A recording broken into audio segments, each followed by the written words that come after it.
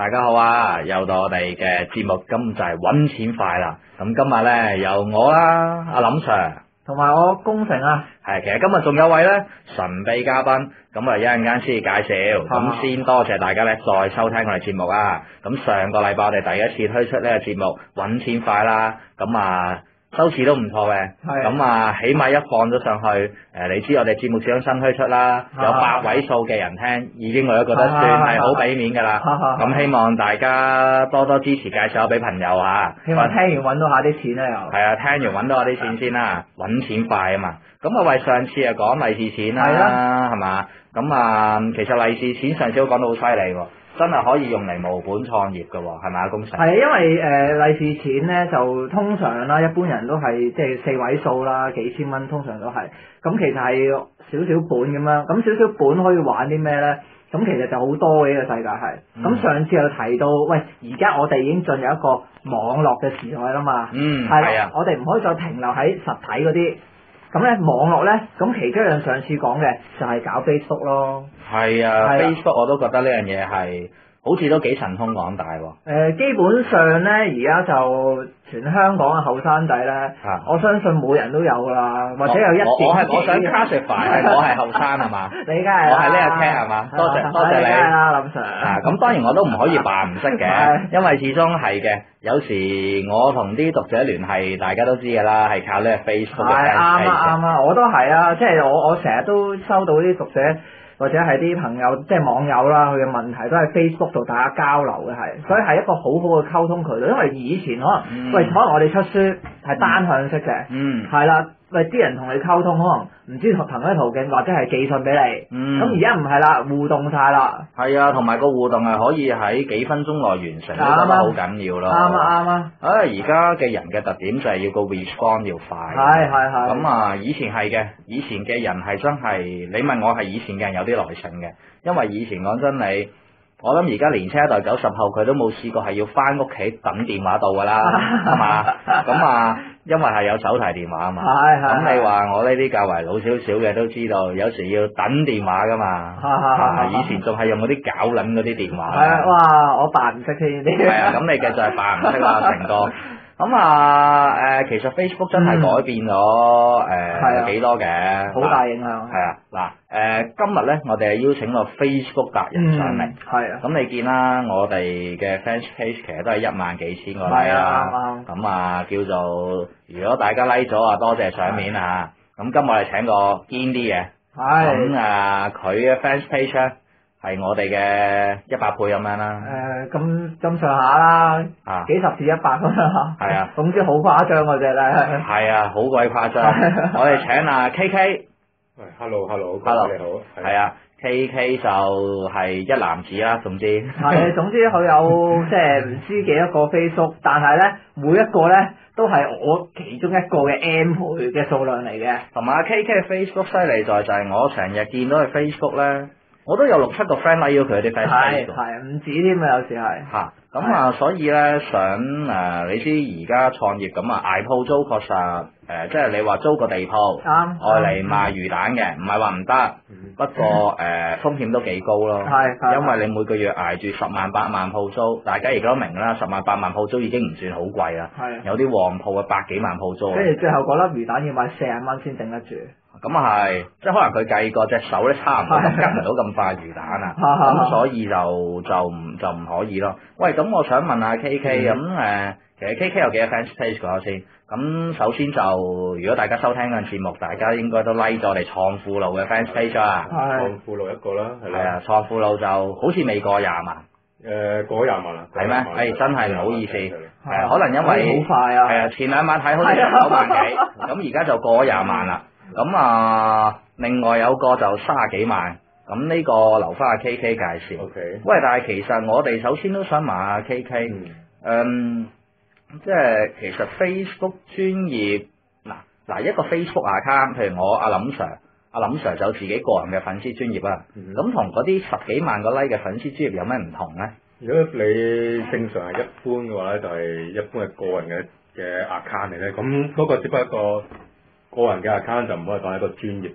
嗰個 account 上一集啊，聽下龔成都有介紹過就係一個個人 account 咧，就有個人數嘅限制啦，你唔可以亂咁交朋友啦，咁同埋你唔可以喺上面做生意啦，咁所以咧就 Facebook 突然間開咗一個咧，就比較專業俾大家去上面做。我上次冇講錯，我話5000個人數限制，好似都係我記憶中係有條咁嘅限制。係。所以先至即係你即係如果我哋個人嘅，你有個朋友嘅限制，但係 Facebook 嘅即係嗰個 fans page 係冇嗰個人數上。冇人數限制，同埋有機會咧，如果你亂咁交朋友嘅話咧，你 Facebook 佢會突然間去 check 你彈幾張相，叫你認呢個朋友叫咩名。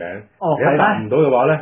咁佢會即係你講個人專業嗰面，嗰個唔係個人嘅個人 account。個人 account 係個人 account 啱啊。所以就唔好亂咁加啲唔識嘅朋友。係咩？即係如果佢假設佢好濫交嘅，咁啊係咁 at 朋友啊，哇三唔識七見呢個靚仔嗰個靚女就係咁 at 啦。係啊 ，Facebook 會會問你識唔識呢個㗎？咁又會點個 spam？哇！即係 Facebook 好似做咗佢老婆咁喎，check 住晒佢真係要識嗰個人喎。要 check 嘅。咁即係呢個係其中一個限制嚟喎，因為就算譬如我自己嗰個專業啦。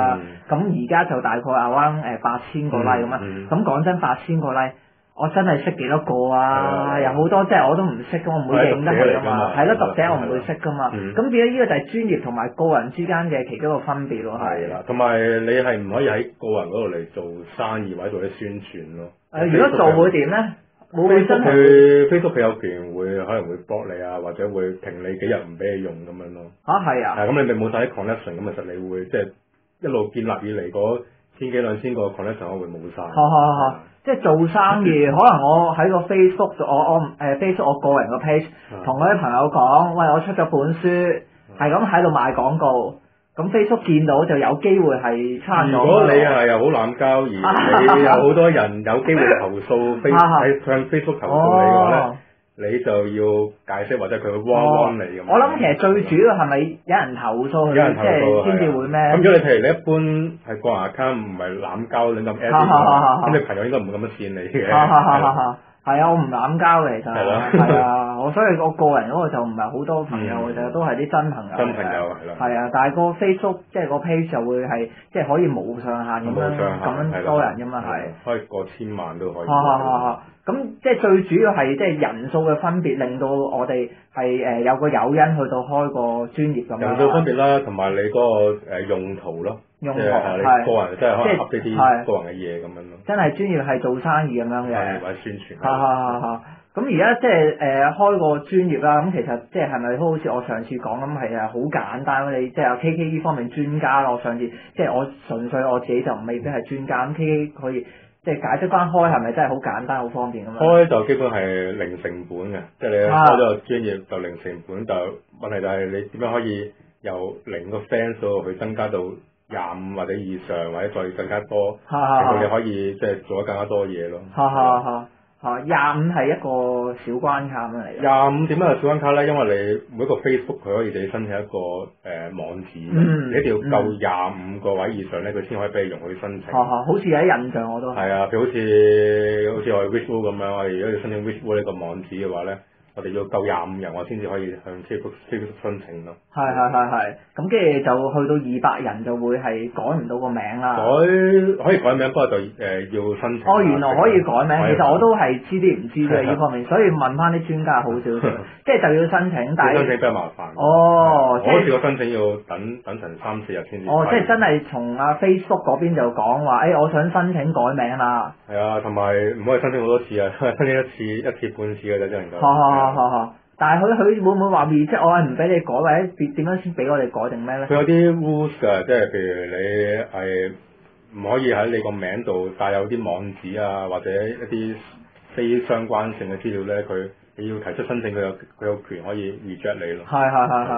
嗱，不如講少少入肉少少嘅嘢啦。咁 Facebook 大家都係想增加多啲啦，或者係個宣傳技巧。咁其實初我譬如搞一個專業啦，咁點樣先可以令到我盡量啲 like 多啲啊，或者係接觸到多啲人啊 ，share 多啲咁樣咧 ？OK，其實有兩個渠道啦。係。一個渠道就係即係用俾錢落廣告啦。俾錢 Facebook 落廣告，咁呢個係都直接啦，亦都比較傳統嘅方法啦。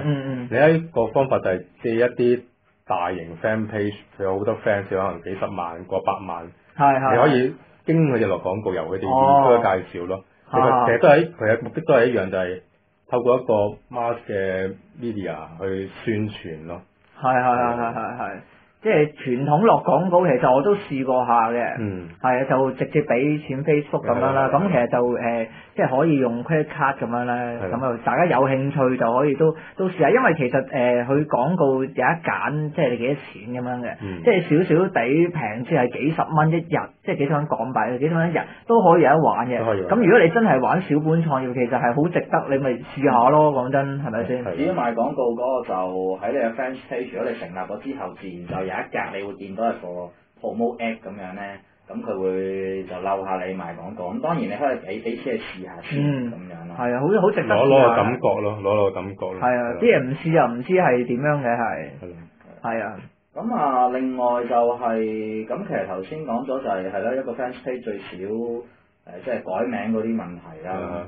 其實如果所有 fans page 快速成長嘅，咁第一方法就要先有啲 like 先啦。係啦。咁先有啲 like， 其實係咪即係最初都係揾啲身邊朋友咁樣？喂，阿 KK 幫手 like 下啦。因為我哋真係要諗到啲咩可以由佢由一開頭開始，由零開始。我哋嘅聽眾咧知道點樣去做一個好嘅 fans page，我哋想知多少少。OK， 正話都講過啦，有人可能揾阿龔成介紹，就係可能係揾身邊嘅朋友啦。咁但係你身邊朋友未必係你嘅客嚟㗎嘛。或者應該講嗰啲未必係你最想要嘅。係啊。咁所以比較傳統嘅方法就可能係直接向 Facebook 落廣告啦。係。比較傳統另一種方法咧就揾一啲相關性類似，譬如你係關於投資嘅，咁揾翻啲財經嘅網站嚟睇下，問佢可唔可以用佢哋落個 wall post 嘅廣告啊，咁收翻啲錢，咁佢會幫你介紹咯。咁呢個咧就 based on 唔同嘅題材。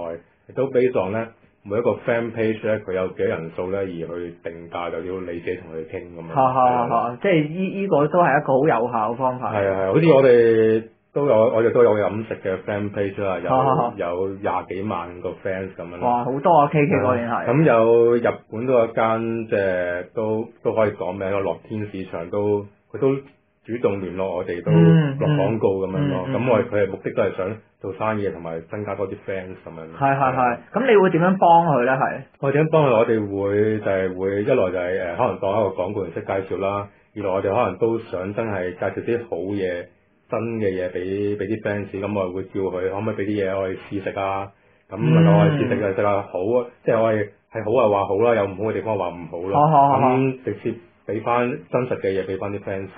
即係你講翻，譬如頭先你有個 page 咪飲食通嘅。係啊。即係你會可能同某啲嘅，即係可能食肆咁樣搞一啲嘅試食活動。搞試食活動，不過我就唔 guarantee 係一定係啲 fans 會講佢好或者唔好，我會啱，唔係，其實佢即係大家合作做一件事咁樣。即係你真係啲嘢食好唔好，要啲人可能試完先知啊。係，因為我哋搭車過去都可能都要時間啊，或者啲費用咁，所以我哋做呢樣嘢就我哋都會即係同佢講清楚，我哋係即係個立場係中立咁樣咯。係。但係即係搞飲食通常都係用一種活動咁嘅形式，譬如試食咁樣，咁啊效果都 OK 嘅係。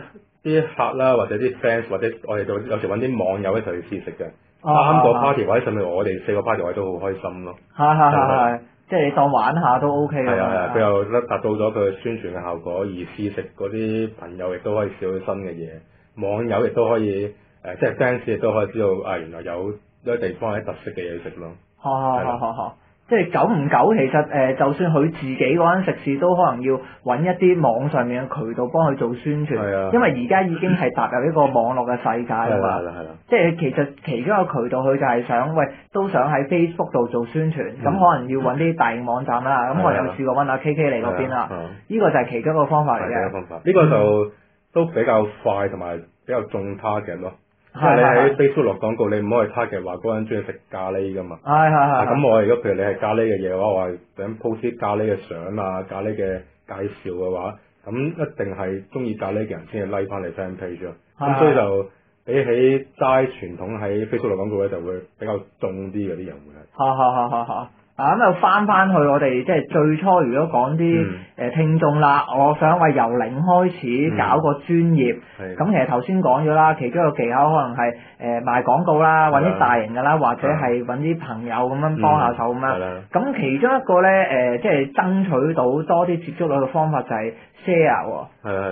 share 呢個即係功用咧都好即係好大喎，因為每一個 share 嘅動作咧，佢都會俾身邊嘅朋友都知道佢已經 share 咗出去，一傳十，十傳百咁樣出去咯，係。因為我自己有即係都有即係用工程個 Facebook page 啦咁樣，就發覺每次即係如果有即係啲網友幫我 share 完，即係我譬如 po 咗某啲嘅嘢，佢會覺得嗰啲嘢係好吸引到佢朋友，好啱 share 嘅，咁佢幫我 share 完之後，咁我好容易嗰個 like 數目咧就會多咗嘅，即係成個 page 喎。咁當然你提供嗰啲 post 嗰啲 content 都係好有質素，人哋先值得去 share 啦。咁所以點解你 post 咗嘢會係我見到都幾有 quality 㗎，都係。